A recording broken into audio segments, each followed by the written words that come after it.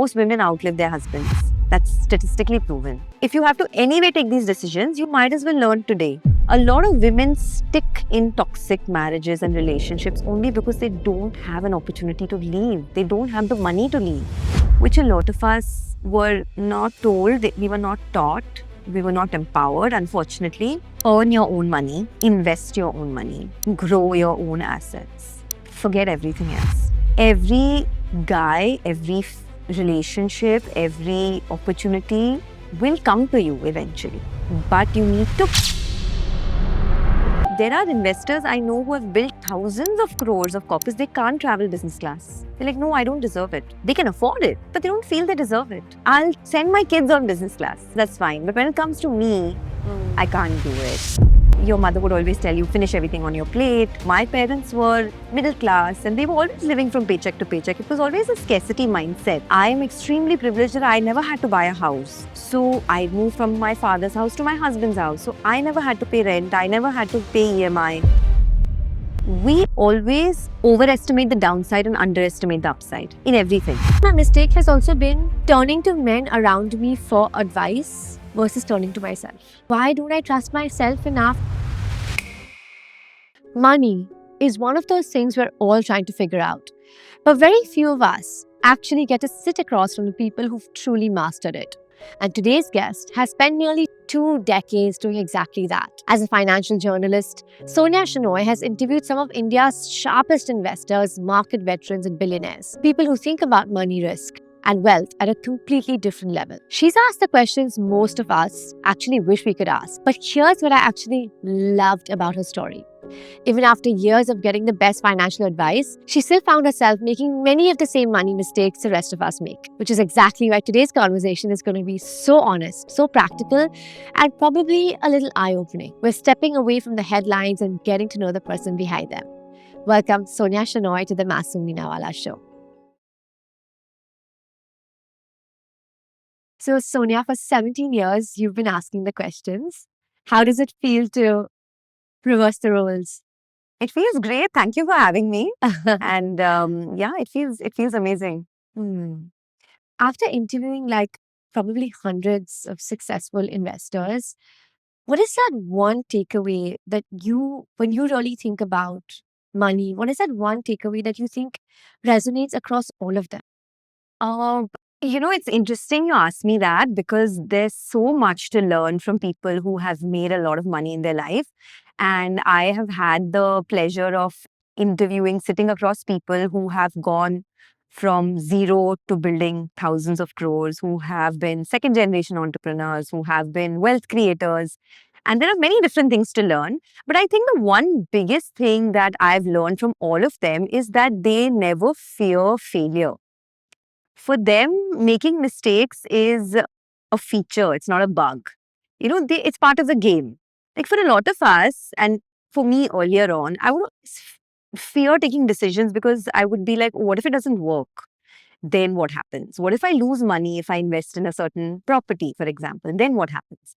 But for a lot of successful people, the first step is overcoming that fear of failure. So that's something I've seen that resonates across the board. So that's a pattern you see in India's richest investors today. That is a pattern, and I think a lot of it also comes from conditioning from when they were younger. So I'll give you an example. Recently, I actually have spoken to him a lot, Ramesh Damani. I'm sure he's one of the most veteran investors in India. He's built thousands of crores for himself from scratch.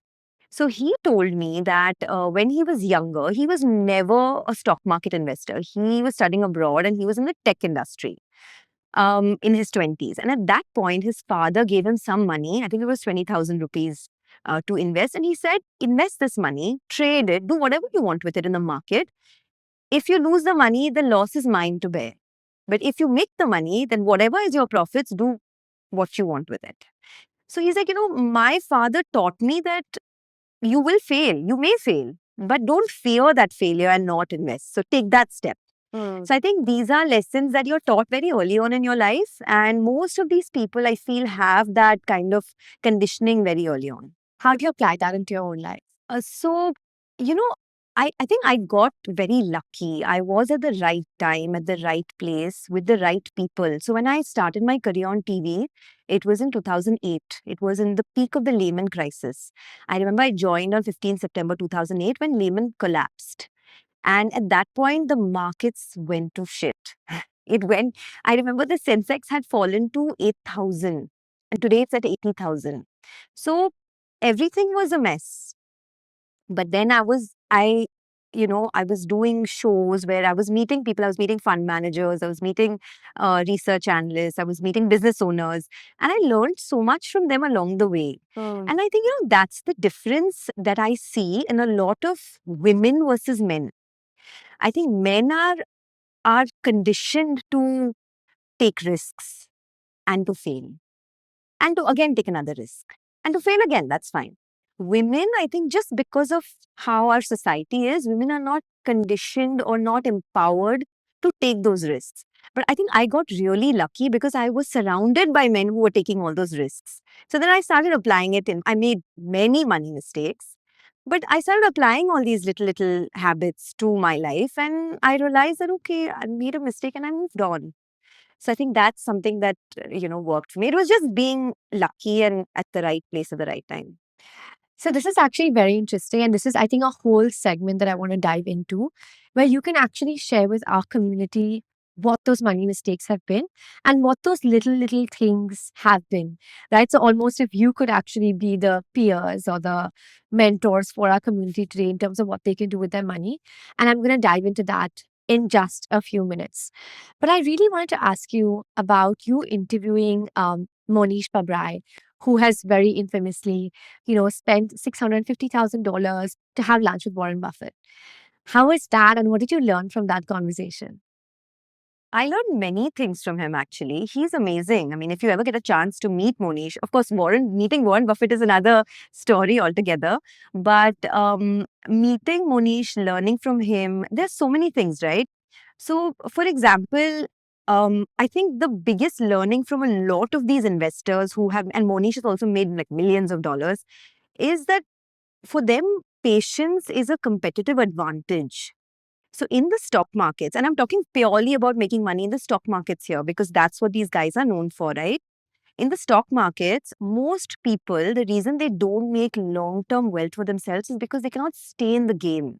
So if you look at, for example, factual AMFI data, right? The Association of Mutual Funds puts out data. In that data, it says that 50% of mutual fund investors don't stay the course beyond 2 years. They redeem their money after 2 years. And if you look at a longer term, less than 20% people stay for more than 5 years in a single mutual fund. And the real wealth is made only after 7 years. Your money doubles every 7 years. The power of compounding kicks in after 7 years.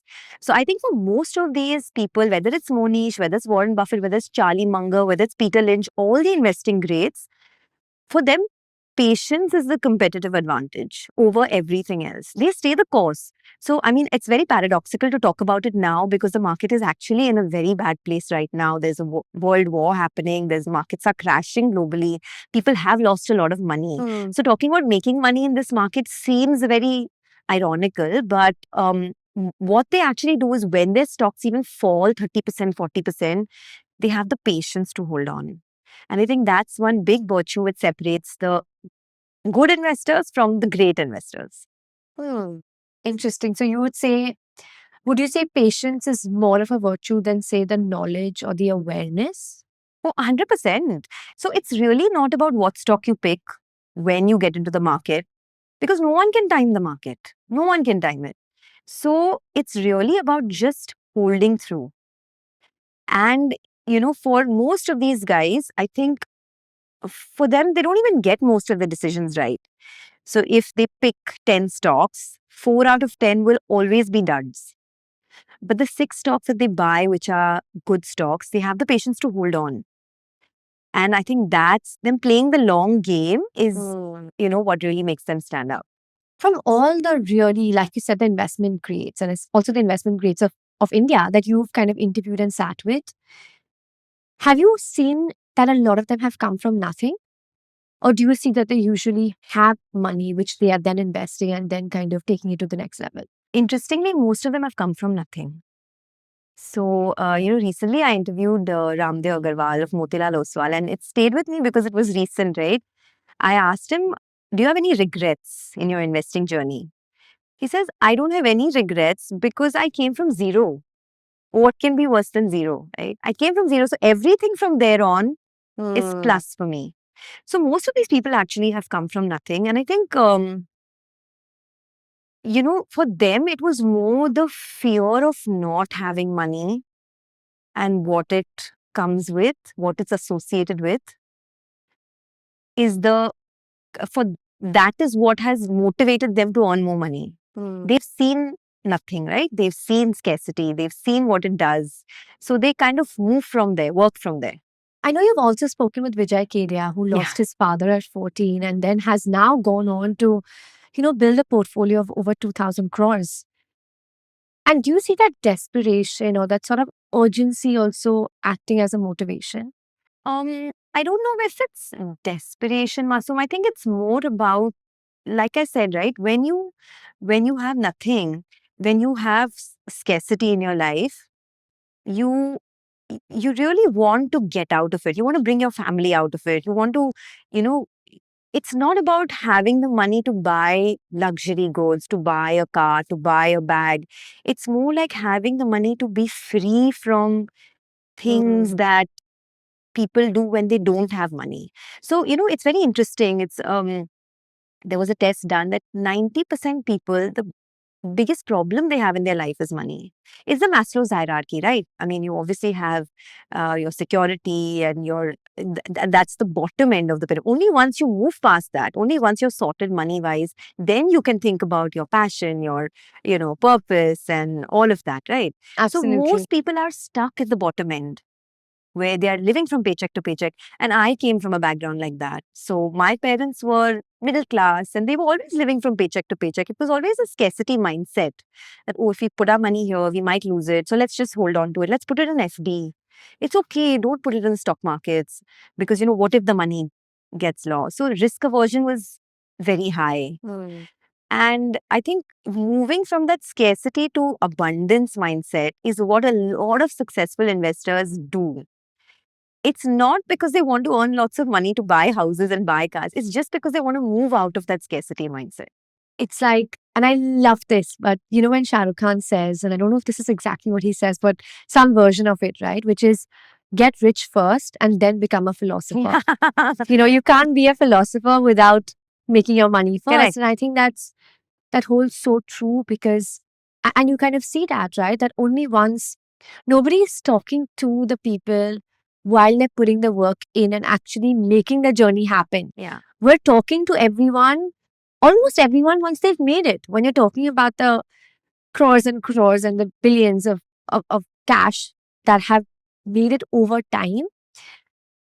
And then we hear their advice. Correct. Right? And I feel like that sometimes is also a little too late in the game, which is why, through this show, I actually love having these conversations with people like you who are living the journey as we speak, who are willing and courageous enough to make the mistakes and be able to share them with others. And I really, really, truly respect that.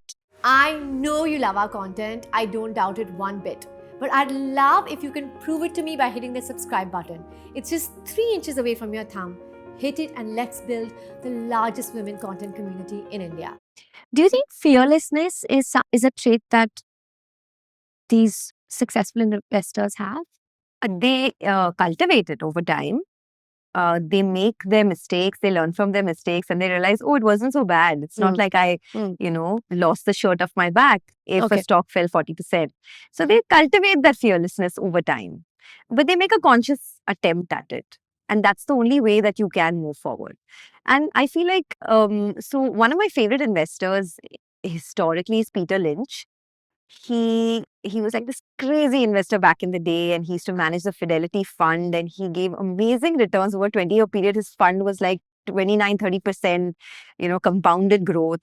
He wrote a book, One Up on Wall Street, and he's got some fascinating quotes. But I think what really stood out for me was where he said that the one who eventually wins the game is the one who turns the most rocks.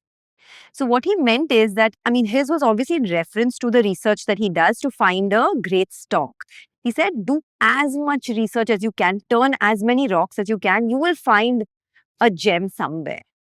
So even in life, right? I mean, what he actually meant to say was that do as many things, don't fear that, oh, this may not work, so I won't do it. Do as many things, some will fail, some will do well, and eventually you'll find what you were looking for. So, you spoke about something that really caught my eye, which is abundance and scarcity. Yeah. Where do you think the mindset, right? The mindset of scarcity or the mindset of abundance really kicks in? And how have you seen that? Any like real life instances where you've seen that? Is there a different language that, these great investors are using? So, so scarcity mindset is real, and a lot of people don't even know that they go through it, right? I think it's also particularly for women. I want to talk about it because women are never told that they can do this. The first barrier, the scarcity mindset, is in your own head. You don't want to take those money decisions because you feel you can't do it. But when it comes to men, and it's not a men versus women argument, it's more like a women, this is what they go through because of what our societal conditioning is. We are not given the financial agency to take decisions. There's no financial autonomy. Which woman do you know, barring like 0.5% of India's population, which woman do you know who takes all the decisions, financial decisions in the family, right? Whether it's investing, whether it's insurance, whether it's real estate, property, whatever. Now things are changing, but financial agency, financial autonomy, lack of all of this is what real scarcity mindset is. But for men, or I mean, even if you go back to your own childhood, or at least mine, a lot of the decisions that my brother would take, for example, would be right, sometimes wrong, but he would take those decisions. But for me, I never knew I could take those decisions and go wrong with it. So I was in kind of like a scarcity mindset. So that I think a lot of investors they work on, and then over time you kind of move to an abundance mindset. It takes a lot of work. First, it takes awareness. Sometimes you don't even know that you're living in scarcity, right? And when it comes to scarcity mindset and with money, there's so much, Masoom. I mean, the list is endless. People who have a lot of money still can't buy luxury items because they can't buy luxury bags, they can't buy luxury they can't. There are investors I know who have built thousands of crores of coffers. They can't travel business class. They're like, no, I don't deserve it. They can afford it, but they don't feel they deserve it. नहीं extra क्यों खर्चा करना है? That is scarcity mindset. People who can't waste food on a table. I mean, of course, wasting food is not good, but if you're full, you're full, right? So when growing up, like your mother would always tell you, finish everything on your plate. Now, when like 35 years later, you're just like, oh, but I don't feel hungry anymore. What do I do? So that is like scarcity mindset where money comes into question every time. Your decisions are determined by money. Because it's not about wasting the food. You're actually it's a conversation that follows that finish everything on your plate. Do you know how many people don't have food? And you know how much this costs, Yeah, right? and do you know how much this has, or you know how much hard work we've put in to put food on your plate? Correct. And I think that's where it all kind of goes back to Yes. money. And it's hard for people to break away from that. Do you see that? Do you see that in the communication of people that have been very successful in the financial markets? Do you still see that in their communication, the scarcity? And could you give us some examples of? It does. I mean, for a lot of people, right, they take pride in the fact that they have middle class values, which is great. But a lot of them also have like trauma, which they don't know it. They don't know it's trauma. Like, for example, right, I was giving you this example of an investor who's made a lot of money, but he still can't travel business class with his family. And I had a conversation with him that why can't you do it? And he said, no, I just feel like I've come from such a humble background.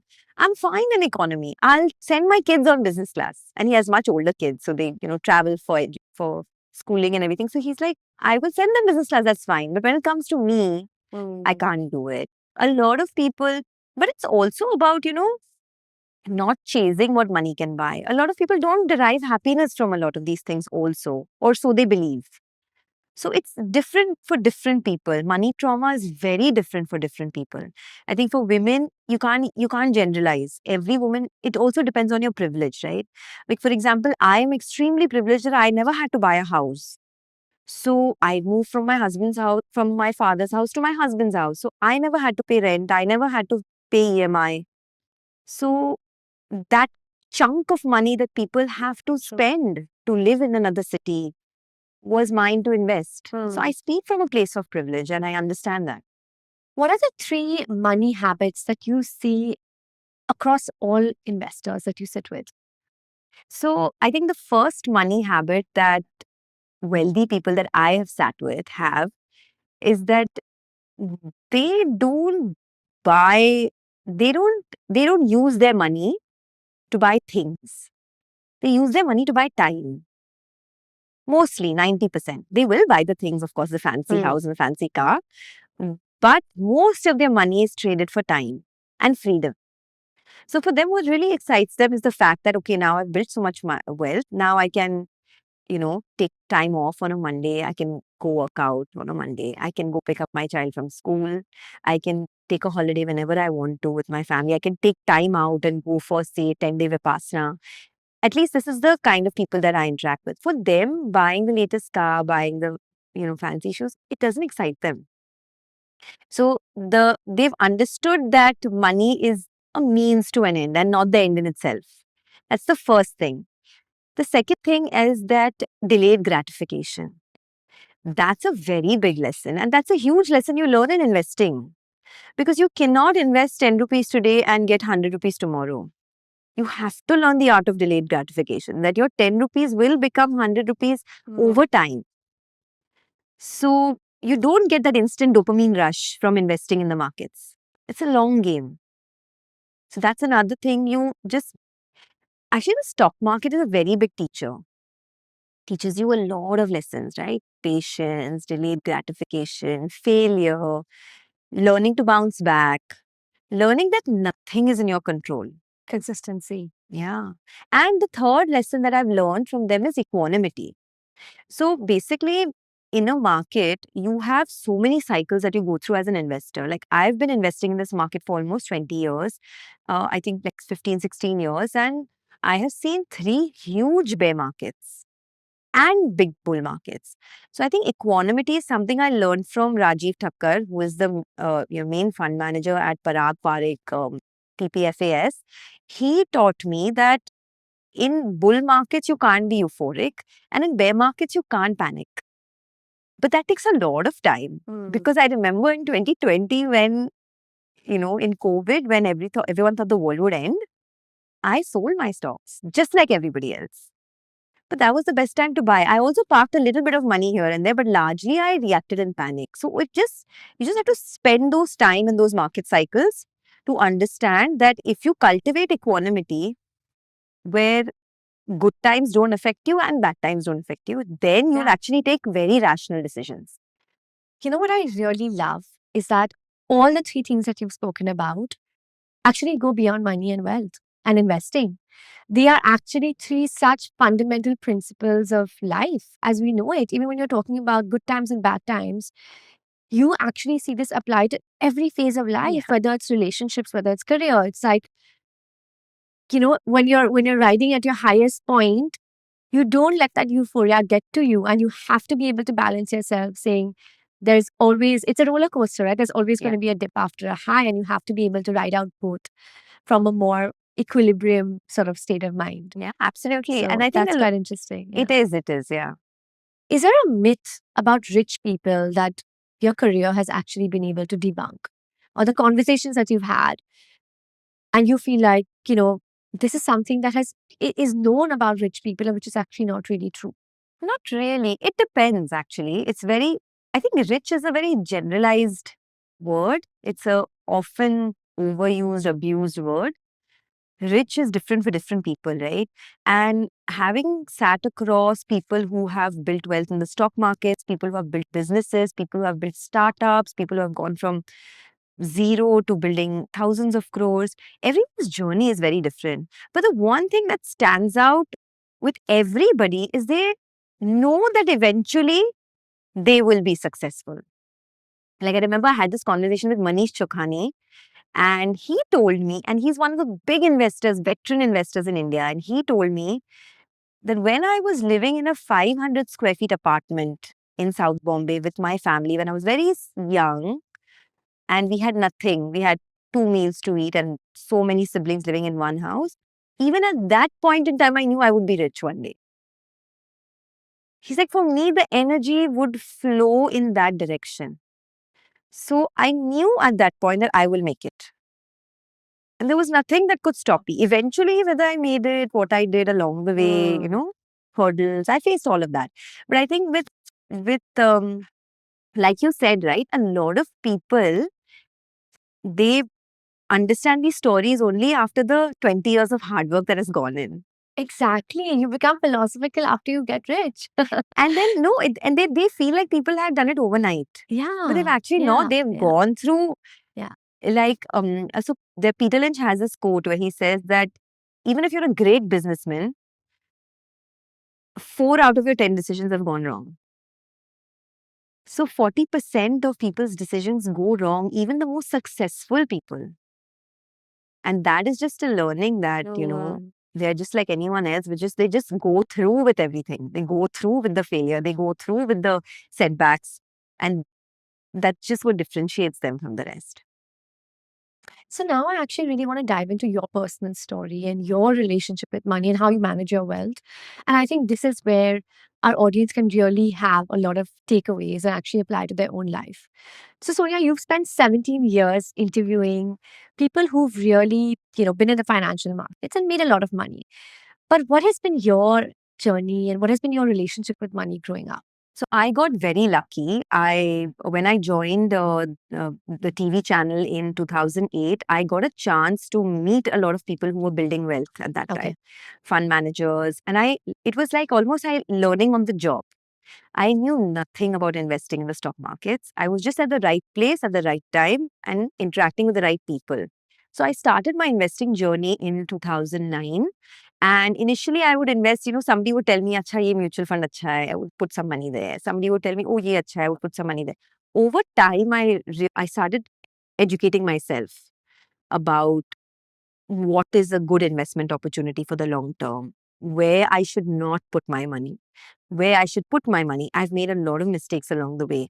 Now, my investing philosophy is very simple. I keep it really simple. I invest about 70% of my money in pure index funds, just mapping the index, Nifty, Midcap, Sensex, index funds. 20% of my money I put in active mutual funds, and 10% of my money I put in gold. I keep it really simple. And I do direct stocks as well, but that's just like a hobby. It's more like I love research. So, I take active interest in that. But otherwise, my main corpus is mostly in index funds, then active mutual funds, and in. And what kind of a discipline do you follow? Do you invest on a monthly basis? Or do you do it more quarterly or as and when? How do you? No, so the one thing about investing, what I learned is that you must be very disciplined. You should automate it. Just automate it so that the decision making is not required every month. First of the month, whenever your money comes in, whenever your income comes in, you let the investments go out first. Once the investments go out, then the rest is for you to spend on your utilities, on your essentials, on your travel, whatever. But first, the chunk of so earlier when I was younger, I used to make sure that 20 to 25% of my money goes into investments. Then as I got older and more disposable income started coming, I started increasing that percentage. But I made a lot of mistakes along the way. So I kind of, had to even clean up those mistakes. Whether it was investing in a dud property, whether it was investing in cryptocurrency for some time, which never worked, whether it was doing a little bit of trading at some point, which never worked. So I made my mistakes along the way. But now I keep it really very, very simple. So I love that you openly speak about making so many financial mistakes. Why do you think financially literate people still go wrong? And how does that make a financially illiterate person feel? Right? Because you almost feel like Here is someone who knows what they're doing and has the access. If they can still make the mistakes, what chance do I have? Fair point. And I get this question asked. I get asked this question a lot, especially by women, because the other day someone was telling me that when I'm sitting across from a man, I even if I know a little bit about finance, I don't even talk about it because I feel like he knows so much. So why should I even talk about it? What if I make a mistake even in that? But I feel like we should give ourselves a chance. Everyone makes financial mistakes. If you see what mistakes the investing greats make, people only talk about the stocks that do well. Like Rakesh Jhunjhunwala, for example, people talk about Lupin, they talk about Titan, they talk about the stocks that have been wealth creators for him. But there are a lot of stocks which he's lost, and he used to talk about them a lot. Stocks that have gone down 40%, 50%, 60%. He's almost lost the shirt off his back. But those are things that people don't talk about as much, right? Of successful people. So it's not that successful people don't make mistakes. They do. Everyone makes mistakes. And coming back to our earlier point, like financial mistakes are a part of the game. It's a feature, right? It's not a bug. You can't avoid financial mistakes if you have to move forward in your journey. So we've got panic selling during COVID. We've Yeah. got buying crypto out of FOMO. We've got buying a property that didn't work out too well. What has been the one financial mistake that has taught you the most? Buying a property that didn't do well. Because that property I bought for two reasons which didn't serve me. One is I didn't need it. I bought it purely out of FOMO. Everyone at that point was investing in real estate, so I bought it. And secondly, I bought it without any awareness of what it entailed. So it was an under construction property. And it was by a builder that eventually went to jail. So I didn't know. I had not educated myself enough about it. So that's my one rule in investing. If you don't know, don't invest. Because I've made those mistakes myself. I bought that property, which then eventually never came up. All the 100 buildings around it came up. That property never came up. And I lost my money in it. But which was a great learning experience for me. Then I could mitigate my other losses, by not doing things that I didn't understand. So that was my biggest investing mistake. If you could go back and change something, would you undo these mistakes? No, not at all. Really? No, not at all. I think it taught me a lot. Maybe if that property did well, I would have gone on to do much more in maybe real estate, and made bigger mistakes, maybe. So I don't regret anything. What about buying crypto? No, Are you holding any crypto now? No, I've exited. But I did at one point, and it was fun while I did it. I learned a lot because I got myself into learning about it. Yeah, absolutely. And it didn't work out, and it was okay. It was good. I don't regret my mistakes at all. Do you? Yeah, I do. I do, because I think as you learn along the way, there's also this FOMO of like, okay, now I know better. Now I know what works. So if I hadn't made that mistake, could I have utilized those funds in a better way?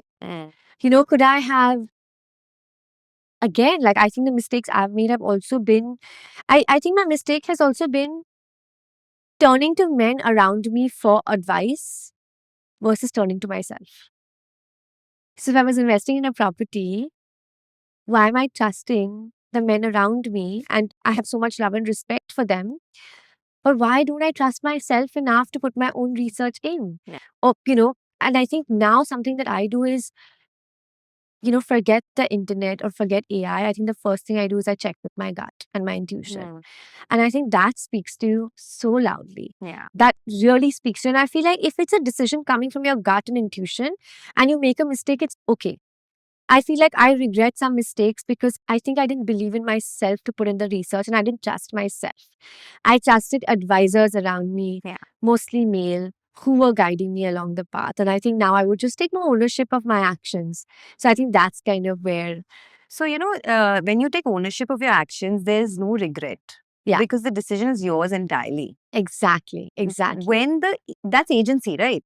When you have agency, you will take those decisions, you will make those mistakes. But when the reins are not in your hand, that's when you start, because then there is that expectation disappointment, right? You had an expectation from another person and that person has disappointed you. So that loop is something that you need to get out. Absolutely. I agree with you. But I think that's been sort of my perspective. Um, so I know in COVID you had a bit of a panic selling moment, right? What did that teach you? So in COVID, a lot of people were selling everything, right? Their mutual funds. Also, in COVID, what happened was that people didn't have work. So a lot of people were, the only thing they had was their mutual fund copies that they had built in the last 10 years. And then they were like, oh, if this is going to be my corpus and I don't have work for 1 year, my industry has completely shut down, maybe I should sell this money and keep it as a reserve in an FD or in an emergency fund. That was the thinking. If 99 people were doing it and you were not doing it, then it just felt strange, right? You're walking a completely different path. So, like, if the herd is doing it, it may be right. If the collective is doing it, it may be right. But actually, I've learned the biggest lesson is that the collective is not always right. Yeah, The I herd think is I not think the always right. opportunity, and I think this stands true for both of us in terms of also what we do as a career. Yeah. The opportunity lies in going against the herd. Yeah. The opportunity lies actually when everyone is selling, you should be buying. And when everyone's buying, you should probably be selling. Absolutely. And you know, Masoom, when I was at the peak of my career also in a TV channel, there were a lot of people who used to tell me that, oh, you have a comfortable job, you're doing so well, you're making so much money, you don't have to worry about anything, it's so comfortable. But something in my gut was telling me that, you know, I've now outgrown this. I need to do new things. I need to challenge myself. My brain was becoming mush. It was literally the same thing every day. There was no new learning. It was a great place to work. It was amazing people. They're like family to me. But at some point, you need to take that decision that, okay, you know what? Now I need to grow. Now I need to challenge myself. If I'm just getting up and doing everything on autopilot, Yeah. then there's a problem. How many years were you there? I was there for 16 years. Wow. Yeah. Oh my God. And it's an amazing place to work with, amazing people, so much growth, so much, but everything, right? It's like, so I'll give you an analogy. It was like you cooking a great meal for someone at your restaurant and they keep eating it. But then suddenly you realize that you're cooking the same great meal, but there's no one to eat it, right? The audience had just shifted. And then I was like, oh my God, we are making this amazing content, but the platform has moved. So even that adaptability is something that, you know, For is sure. scary. It's scary for people to adapt because it's so new, it's out of your comfort zone. It's, you know, you could fail at it. But nobody teaches you these things, right? And now you've been independent for about 2 years. Almost 2 years. And how is that feeling? Amazing, amazing. Did you feel like when you were moving from a comfortable job where you had a great salary to taking the risk of being an entrepreneur, did you feel like you had to cover yourself financially or you had to make different financial decisions? So the one thing that really helped me quit my corporate job was the fact that I was financially independent. I had invested enough money, which was growing now, and to a point where even if I didn't work for a year, I was okay. I've also come from a place of privilege, right? Like I said, and I understand my privileges where I don't have to pay rent. I have a partner who's also earning. So in that sense, I had my base set. So I could make those mistakes. And I understand that a lot of people can't. And that's fine. Everyone goes through their own journey. But my journey was where everything came together. My son was growing up, so I needed to give him more time. Corporate job was not suiting me. So everything like kind of coincided, and I was like, you know what, now I have the financial backing. Now let me just take the leap. So actually making same financial decisions will help you, like you said, sort of uplift your life from an Yeah. experience POV as well. Yeah. What are the 5 financial mistakes that you see Indians make again and again? Many actually. So the first financial mistake that most people make is they don't stay the course in their investment journey. They move with trends. If everyone is selling, most people will sell. If everyone's buying silver, most people will buy silver. But generally, retail investors enter at the peak. So if you noticed, even in the silver rally recently, most retail investors got in when silver peaked. That's what happens in everything. So the cycles are such that, you know, that's why in a country of 1.4 billion people, you will not be able to count even 1,000 investors who have gone from 0 to 2,000 crores.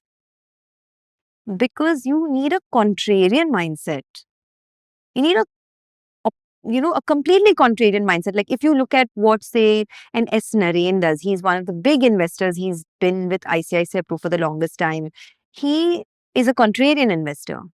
He will buy when everyone is selling. It's just how it always works. And every investor, Charlie Munger, Warren Buffett, Peter Lynch, Howard Marks, all of them, The courage to go against the tide. the courage to go against the tide. And I feel like the biggest mistake that investors make is they follow the herd and then they kind of, lose money or they don't stay the course. Like I said, right, Amphi data shows that 50% investors just drop out after 2 years. They redeem their money because they don't see gains in 2 years and they're like, oh, I might as well just put this money in an FD or in an emergency fund and keep it there because it's safe. So that's one big mistake. The other mistake I feel is that people get very carried away with trends. So whether it's buying crypto, they want like that dopamine hit. And also like this partaking in conversation, right? If everyone's talking about crypto, to actually have something to say Yeah, in that moment. have something to say and also not miss out. If everyone's investing in crypto, oh, there's FOMO, right? Yeah. So I think that discipline is very important, and that's a mistake that a lot of people, and I've also made it. Like with real estate, right? All my peers were buying real estate at that point, and I was like, oh my God. But I didn't even need a house. The funny part is, I didn't even want a house. Forget need a house. Sometimes you have this aspiration to buy your own property. I didn't even have that. But I still felt that, 10 people are doing it, so I should just do it. It's like a tick mark, Yeah. What if I regret it later? And what if you don't? Yeah. What if it actually turns out to be a phenomenal investment, which real estate has been for so many Indians? Absolutely. But no regrets. I mean, why do so many Indians still keep their money in fixed deposits, even though it's, factually known that it's eroding your wealth, just considering inflation? safety, pure safety. Again, it's, India as a civilization is very risk averse. If you look at the Western civilization, if you look at what's happening in the US, right? There are large companies. I mean, if you look at the size of some of these companies, India doesn't have such big companies and say the tech space like a Meta and Alphabet, Google, all of these companies. Sure. And why doesn't India have that? Because India as an economy has not reached that stage where they can take large risks. India has always been in survival mode for very long, right? Just because of the way our nation is, we've been in survival mode. Now, as a per capita GDP is going up, as we hit $2,000 per capita GDP, as Indians get richer, as a lot of the problems are, kind of getting solved, that's when once you come out of survival mode is when you can take those risks. So for Indians, safety comes first. And that's why people are putting most of their money in FDs. So if there's someone, Sonia, who's tuning in today who has never invested before, where should they start? A woman, you mean? Or like in general? In general. So Our audience is largely women, but okay, that's great. So it depends what age group you're in. I think the first thing that you need to do is to identify what are your goals, right? Like if you have a goal, and your goal can be anything. My goal is my child's education. You work backwards. So I know that when he turns 18, I will need this much amount of money to whether he wants to go abroad, whether he wants to study, do a specialized course, whatever. You have that lump sum amount. You work backwards to see how much money you need to park aside to reach that goal. And there are like free SIP calculators everywhere. Everything is available online now. Yeah. So I think the first thing is what are your goals? Is your goal to buy a house? Is your goal to get married and park that money there? Or is your goal to travel the world and have a travel fund? That's the first thing. After that, don't jump into equity investing. You need to create an emergency fund of 6 months. 6 months of your salary, whatever is your income, 6 months of that has to be parked in an emergency fund. It can be in an FD, can be in a liquid fund, it can be in an arbitrage, anything that gives you steady returns and you can take the money out if you need to. if you need to. After that, once your emergency fund is sorted, you need to sort out your insurance because you are literally one medical bill away from bankruptcy, especially if you live in a metro. So you need health insurance, you need life insurance, especially if you have dependents, right? You have a wife, you have kids, you have old parents, you look after. So once you sort out your emergency fund, then you sort out your insurance, then you start investing. And I do feel like so many today actually jump directly into investing. They do because again, right, there's see, everything is also about asset allocation. You need to allocate your assets in such a way that you need to understand that you cannot put all your eggs in one basket. You have to first do it in a it's a process. Have to follow the process. If you don't follow the process and just go with the herd, today silver is rising, go and put your money there. Tomorrow cryptos are rising, go and put your money. You'll never be able to build a corpus. So you have to first do your asset allocation. But irrespective of whatever happens, 10% of my money will be in gold. Irrespective. Irrespective of whatever happens, 60% of my money will be in the stock markets. So that way the process is irrespective of whoever invests in the market right now, you have to build that emergency fund of 6 months. Then you decide what to do next. Why are women not taking control of their finances? Oh, And you have such an incredible sort of multidimensional view, right? Because I'm sure you're kind of speaking and interviewing women investors along with male investors. And you've obviously seen the imbalance. I mean, even when I see your content on your podcast, I can see the imbalance of just in terms of the genders. I see the faces I see and what they look like from a very basic reading. Yeah. But where do you think, I mean, let's not even talk about sort of large scale or top level female investors. I'm just talking at the ground level. Because now women are earning their own money. Yeah. So there are two things, right? There's a behavioral aspect and then there's a financial aspect.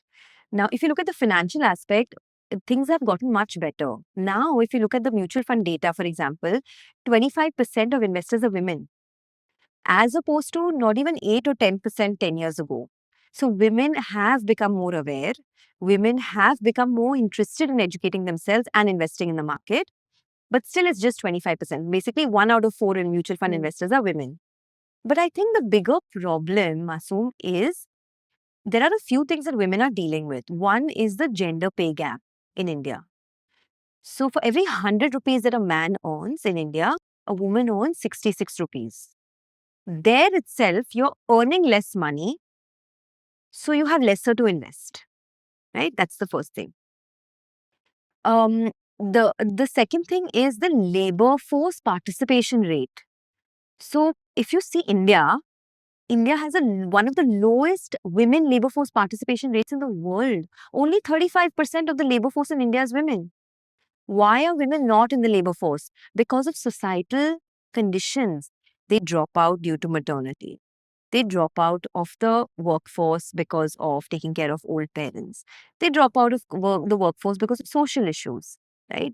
So they are not in a position to invest their money because they are anyway earning much less than an average male counterpart. The other thing is, again, the behavioral aspect, right? Like we spoke about earlier, whether it is financial autonomy, financial agency, that is something that they don't have. And that again comes from conditioning. It comes from people around you empowering you, right? Whether it's your father, whether it's your brother, whether it's your husband. If the male in your family empowers you to take those decisions, then you will. But for years, it's always been the man in the family taking those decisions. So these are a combination of factors why I don't see as many women investors as men. I've seen you create content on a very interesting topic, which is financial abuse in relationships. What is your take on that? And have you witnessed that happen? So, financial abuse in relationships, it works both ways, of course, but I mean, it's not gender specific, but it is real. So I'll tell you what it exactly is. There is today, in most of the women or men we see, most of the relationships we see, there's no financial equality. If I earn more, I get a right to spend more. So what is financial equality, right? It is that irrespective of how much you and I earn, we both have the right to spend the same amount of money. So I see a lot of women who are housewives, who are home, Makers. homemakers, and they are not allowed to take financial decisions. They have to justify every expense, whether it's why have you put the child in an expensive chess class, or why do we have to take this holiday, or why do you have to buy this extra pair of shoes? It's because she's not the breadwinner of the family. Not having access to your money. A lot of women, although they are breadwinners of the family, they're primary earners, they don't have access to their money. That is financial abuse as well. And women don't even know that they're going through financial abuse. Not having decision making, not having equal rights in where the money is getting invested or getting spent. So financial abuse comes in many different ways. Holding back information, right? A lot of couples I see where the woman doesn't know whether the man has a loan, whether he has debt, whether his credit cards are maxed out, what is his spending pattern. A lot of people, they don't have any Yes, idea. they live in that ignorance. And They live in denial. Some people live in denial, some people live in ignorance. I feel like, and some people are just because they don't have the power to step out of those relationships, right? Because they're not financially independent, they can't make those decisions. But I tell all the women that I meet that at some point in your life, you will have to take these decisions. Because most women outlive their husbands. That's statistically proven. So, if you have to anyway take these decisions, you might as well learn today. what does that require, right, on a level that is actionable? And what does that mean from an execution lens for a woman who says, okay, I want to start taking my own financial decisions now? Does that mean what is that first step require? Like, I know so many women who are not transparent about their own finances with their male counterparts because they feel like, okay, if it's known how much I have, either I'll be told what to do with it or it'll be taken away from me. So there is that sort of insecurity that's also inbuilt. 100%, 100%. And all stems from childhood. It all stems from these money habits from childhood, right? So, growing up, maybe you didn't have access to money as a woman, as a girl, as a teenager. You always had to justify your expenses, right? Whether it's buying a cassette or buying, back in the day, you would have to justify it. So, all of these things come to fruition now when you're in a relationship, and it is a fact. Like, I know so many, a lot of people also talk about having a joint bank account with your partner. I don't think you should have a joint bank account. Everybody's spending patterns are different. And what I may spend on may trigger you. If I buy coffee every day, it may trigger my partner. It shouldn't, but that's an ideal world. So it's better to always have two separate bank accounts where your spending pattern is yours alone. And of course, if you have a joint project, like if you have a child, if you have travel plans, all of that, then you do those joint expenses together. But otherwise, it's always healthier to keep bank accounts separate. But what would that mean for a homemaker or a woman that's not working or earning her own money? See, everybody's relationship dynamic is different. Yeah. Like I said, right? The power dynamic in a relationship is very different depending on who earns how much. Let's be honest, that is what it is. The more you earn, there's a shift in the power in a relationship. It's not ideal, but it is what it is. We see it happen around us. We've seen it happen with our mothers, with our grandmothers. And the fact is, and I know a lot of people may not like me for saying this, but a lot of women stick in toxic marriages and relationships only because they don't have an opportunity to leave. They don't have the money to leave. A lot of our mothers, grandmothers, aunts, they don't have the resources, the infrastructure to leave. So they stay. Right? So that is also abuse. And now every couple, of course, is different and everybody's situation is different. So when you ask me, where do you start with awareness first. What is your situation? Some people feel it's too late for them. People who are homemakers for 15 years suddenly wake up and they're like, oh, but now, things are not that good. So my spending has been cut down. Again, it brings me to the same point about that expectation disappointment, right? The minute your agency of your money is in someone else's hand, it will lead to disappointment at some point. So you have to start by making an effort to make your own money. And if you're a homemaker, you will get money for spending, right? Some money. You squirrel away some amount of that money and invest it.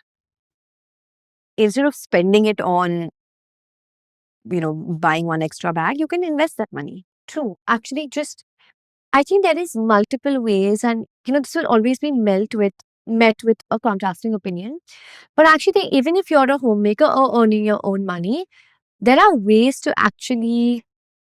I think the first step is actually accepting that you are worthy of having your own money, whether you're earning it or not. So even for a homemaker, if they feel like, oh, I am worthy of this, they need to sit down and have that conversation, right? That there is a certain money that I would like to invest to take care of my future, because there is so much that I am doing for the family, apart from being the breadwinner, Yeah. which is fortunately, unfortunately, equally important. Of course. To the keeping the family alive and safe and healthy. Of course, 100%. I mean, I think mothers and, of course, it's like a topic that people keep talking about, but I think there's so much more work that goes into running a house than running a business. Yeah, absolutely. And I'm sure you realize that yourself. It's a never ending Yeah, kind some of us are doing both. So exactly, Yeah. and it's never ending. Like that to-do list just never ends, right? Yeah. But I also feel, that for women, I feel like a lot of them, they kind of surrender to that position, but that regret will eventually come in. So do anything. The amount of money doesn't matter. Even if, like, I have staff at home, I have women staff at home who make their own, and it gives you freedom. It's not the amount of money. You don't need to have crores in your bank account to feel freedom. The paycheck comes into your account. It can even be 10,000 rupees. It comes into your account. The freedom that you get with that you spend it without having to ask anybody. Right? Even if it's a 5,000 rupee thing, nobody's questioning you. That's what money gives you. Money buys you freedom. So a lot of women feel that, oh, I'm not earning enough. There's nothing like enough. You start. But then, like I said, everybody's situation, everybody's circumstances are different. What is one rule you think every woman should follow with their money, regardless of what their income is? Earn your own money, invest your own money, grow your own assets. Forget everything else. Every guy, every relationship, every opportunity will come to you eventually. But you need to prioritize earning your own money, which a lot of us were not told, we were not taught, we were not empowered, unfortunately. But every woman needs to prioritize her finances. And once a month, take time out for yourself to learn something new, whether it's learning about your taxes, whether it's learning about that one mutual fund you're investing in, whether it's learning a good money habit. So take that time out, but earning and investing your own money should be every woman's top priority. From your lens, as someone who's been talking about this topic for so long, do you think it's made to seem far more complicated and complex than it actually is? Yeah, I get that. I get a sense. Yeah. So for me, it's like cooking. Okay. I can't cook to save my life. I know that it's easy to make dal, but I will never attempt it because my dal will never be as good as my mom's. By the way, like totally relate and agree. So I just don't. The kitchen is so intimidating for me. Yeah. But I know at the back of my mind that it can't be so tough. It can't be. It absolutely can't be. And do you think this applies to money? Absolutely. Money is so intimidating for women, but it's not that tough. And now you have information available everywhere. You have money managers, wealth managers to do everything for you. All you have to do is just understand it. It's like how now there are YouTube videos for every recipe, right? Yeah, absolutely. Like there's nothing really stopping me from going to the kitchen and making that meal. But because I've never done it. So the step you take, the first step you take, and I always feel like, oh, my dal has to be amazing, or else don't make it. But it doesn't have to be like that. That's what people feel about investments. They feel like, oh, my investment has to be blockbuster. Otherwise, leave it. It doesn't. On an average, Masoom, even if you put your money in a normal index fund, okay? I'll give you the maths. If you're a 25-year-old today and you can invest 25,000 rupees per month, I know 25,000 rupees per month is a lot, but if you can invest 25,000 rupees per month in a normal index fund that gives you 12% returns on an average, I'm not even saying 13, 14, 15, 12% returns, in 15 years, you will have 2 crores in your account. Simple, consistent investing, but you have to top it up by 10% every year. So you step it up by 10% every year with your bonus or your increment or whatever. A 25,000 rupee investment in 15 years will get you 2 crores. So I'm saying it's very simple. It's just made to be, because it's a multi-billion-dollar industry, right? So there's, of course, And it is benefiting the people running it to have the guardrails up. yeah. So unfortunately or fortunately, that's going to be the play. And the way I see it is that, today I, by the way, feel the exact same way about the kitchen, right? The kitchen really intimidates me, and more than intimidates me, I think it triggers me. Yeah. So when someone tells me that, says something about me not knowing how to cook, in my head, I'm like, I can pay someone to cook for me. And that is me buying my freedom of not having to enter a space that I don't feel comfortable in or I don't feel kind of, attracted to. Yeah. But the thing is that, in the kitchen, you can learn how to cook or figure it out or get someone to cook for you. And you can also order takeout. But I think with your money, it's becoming far more crucial to know how to manage your own money. Yeah. Because the repercussions of not knowing are far deeper and far more intense than not knowing how to cook. Yeah. And I Yeah. think women need to now shift that lens and kind of be able to see it from a different perspective. Yeah, absolutely. And I think a lot of it is about just the ignorance, right? Like, I know a lot of women, when you ask them questions like, do you have insurance? No, my husband looks after all that. Or how much is your children's school fees? For example, the other day I asked a friend of mine, what's your child's school fees? She's like, I don't know. My husband looks after all that.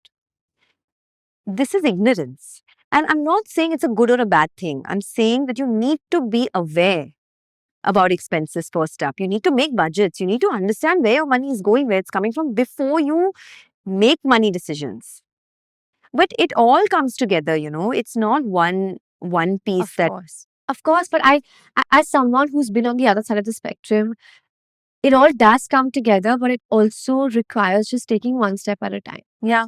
Just that one step of asking a difficult question or having to understand how life insurance works. That's all it takes. It's just, like you said, it's about like turning every rock. Yeah. Right? And I think just one rock after the other, but don't go for 10 rocks at a time. Start with one rock. Set a target of, one rock a month. One question that you're going to answer just a month and figure out. And I think that could have like compounding impact on how you'll eventually, a year later, you'll be managing your own finances because you'll understand the power in it. Absolutely. And it's like you said, it is a need. It is a need of the hour. You will reach a stage where you will feel, oh my God, I should have just invested my money properly 15 years back, paid a little bit of attention to that, and not relied on ABC for my expenses, my, purchases, all of that. And I think, like, for example, with me, I'm now learning a lot about global investing. So there are many hurdles in that because a lot of fund managers in India don't have experience. But now through Gift City, a lot of funds have opened, avenues for global investing. It's very interesting because even the fund managers, they don't have great experience because they've never run funds with global stocks. Even I don't have as much experience, but it's such a learning curve. Learning about industries in the US, learning about tech, big tech, learning about what will happen. You'll put a couple of lakhs, it'll not do well. That's the worst that can happen, right? You lose your money. And this is what Madhu Kela told me once, and he is one of the rags to riches stories that you must read about, and he's one of the biggest investors in the stock markets. He told me that in life, we always overestimate the downside and underestimate the upside. In everything. We feel like, oh my God, all my money from 100 will become 0. But what if your money from 100 becomes 1 crore? You never give yourself a chance. That is what scarcity to abundance mindset is. And that's what he said, is separates the crowd from the few people who have made money. The few people who have made money believe that their 100 rupees will become 1 crore. But hundreds of people who have not made money feel like, oh, मैं 100 रुपए डालूंगा, मेरा 100 रुपए चला जाएगा. Which may happen also. But we really underestimate the upside in everything in life. You know? Yeah, that's so true. And I truly believe that it's only as far as we can think is as far as life will take us. Yeah. So if 25-year-old Sonia Shenoy was watching this conversation, what money advice would you give her? I would tell her to take more risks with money. I would tell her to buy that house in Goa that she wanted to buy at the age of 25, but she didn't because she felt that she didn't have enough money at that time. I would tell her to extend her budget in investments. So if you feel like something is, if you want to buy, say, a property, right? Now, if your budget is 2x, but you feel like you have only x, and if you take that extra, maybe a loan or something, go for it. The incremental money doesn't matter in the long run, it gets amortized. But if you feel like, if your gut feels like that property is a great investment, extend yourself a little bit. I would tell her to do that. I would tell her to take a lot more risks. I would tell her to trust less, trust other people's judgment less, and trust her own judgment a lot more, right? And keep asking a lot more questions. I feel like a lot of us, especially women, right, we don't ask as many questions. We feel like, what if that person feels like I'm so dumb? I felt that all the time. I used to feel that sitting across men. What if he thinks I'm so dumb? I don't even know what this means. But over time, I realized that men unapologetically ask questions about everything that they don't understand because they don't fear the other person's judgment. So I think asking questions is something that I would tell my 25-year-old self, because that's when the more questions you ask, the more you get to know what's happening in the world. Absolutely. 100%. Yeah. Okay. And as a very, very final question from today's conversation, which has been spectacular, by the way, Thank you. is one piece of advice or one sentence that you've heard or have been told in a conversation that has completely changed what money and building wealth means for you? So a lot of people believe that money doesn't buy you happiness. But I think money brings you a lot of happiness, because 90% of people's problems are money problems, and money solves your money problems. Once your money problems are solved is when you can actually go and pursue what makes you happy. Now, what eventually makes you happy, that is what you have to figure out. But for people who say money doesn't buy you happiness, I don't think that's true. That's the one big takeaway that I have learned, that most of the successful people who've gone from zero to building great wealth for themselves are very happy because their mundane money problems are now solved. And I've been taken And care now of. they have been taken care of. And now they've used their money to buy time, to buy experiences, to buy time with family, to buy connections. By connections, I mean to buy time for connections.